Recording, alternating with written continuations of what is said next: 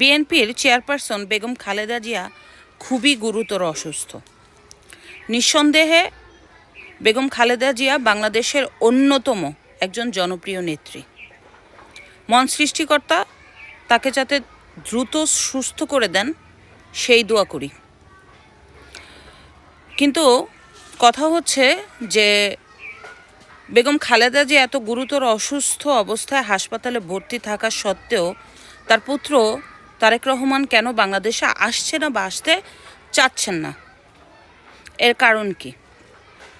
ধরে নেন বেগম খালেদা জিয়া যদি এরকম গুরুতর অসুস্থ অবস্থায় সাবেক প্রধানমন্ত্রী শেখ হাসিনার শাসনকালীন সময় থাকতো, তখন কি হতো? তখন পুরো বাংলাদেশের মানুষ এবং সমালোচকরা গণমাধ্যমে প্রকাশ করত ফ্যাসিস্ট স্বৈরাচার শেখ হাসিনা ক্ষমতায় আছে, শেষ সময় খালেদা জিয়াকে তার ছেলের সাথে দেখা করতে দিল না, তার জন্য তার ছেলে আসতে পারলো না বাংলাদেশে, মায়ের মৃত্যুর সময় ছেলে পাশে থাকতে পারলো না, ছেলের বউ পাশে থাকতে পারলো না, এরকম কথা বলে পুরো বাংলাদেশে ছড়িয়ে দিত। তবে এখন কেন তারেক রহমান শেখ হাসিনার ক্ষমতা শেষ হওয়ার পরেও বাংলাদেশে আসতে পারছে না, বিশেষ করে যখন বেগম খালেদা জিয়া খুবই গুরুতর অসুস্থ হয়ে হাসপাতালে ভর্তি আছেন? রাজনীতি কি? এখন তাকে কে বাধা দিচ্ছে? কেন সে আসতে পারছে না বা কেন সে আসবে না? এখন তো আর শেখ হাসিনা নাই, আর শেখ হাসিনা থাকলে বলতো এটা শেখ হাসিনার দোষ। এখন কার দোষ? আসলে নিজেদের রাজনীতি নিজেরা করে চাপিয়ে দেয় অন্যের ঘাড়ে, এটাই হচ্ছে বাস্তব কথা।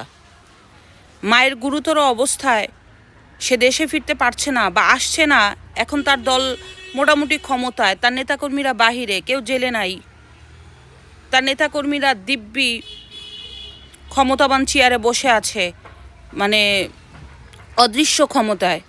তারপরেও তারেক রহমানের মতো একজন নেতা তার মাকে, বাংলাদেশের অন্যতম জনপ্রিয় একজন মানুষকে দেখতে আসছে না। রাজনীতি কোথায় গিয়ে ঠেকেছে? আসলে রাজনীতি যে যার মতো করে, কিন্তু দোষ চাপায় অন্যের ঘাড়ে। ভাগ্য বলো যে আজকে সাবেক প্রধানমন্ত্রী শেখ হাসিনা ক্ষমতায় নাই।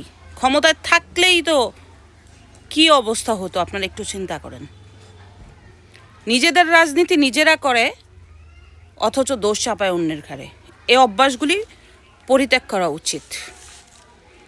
সে আজকে প্রায় 17 বছর যাবৎ, মানে তারেক রহমান বাংলাদেশের বাহিরে। শেখ হাসিনার পতন হয়ে গেছে প্রায় 1.5 বছর, তারপরও আসছে না। আর যদিও আজকে সে একটা স্ট্যাটাস দিয়েছে যে বাংলাদেশে আসাটা আমার উপরে নির্ভর না, অনেকের উপর নির্ভর থাকে আর কি। তবে তারেক রহমানের অবশ্যই দেশে আসা উচিত তার মাকে দেখতে। এখন তো আর শেখ হাসিনা নাই, দোষটা তো আর শেখ হাসিনার ঘাড়ে ফেলাতে পারবে না, এটাই বাস্তব কথা। ধন্যবাদ।